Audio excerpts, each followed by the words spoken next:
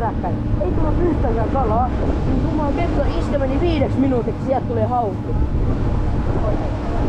Hei, toisen heitolla tuli hauki. Tää jätkä ei saa tehnyt mitään muuta haukkii. No haukkii, kala. Pysyttehän vielä paikallaan, kunnes laite on täysin pysähtynyt ja turvakaudet auenneet. Kiitoksia paljon käynnistä ja mukavaa särköpäivän jatkoa.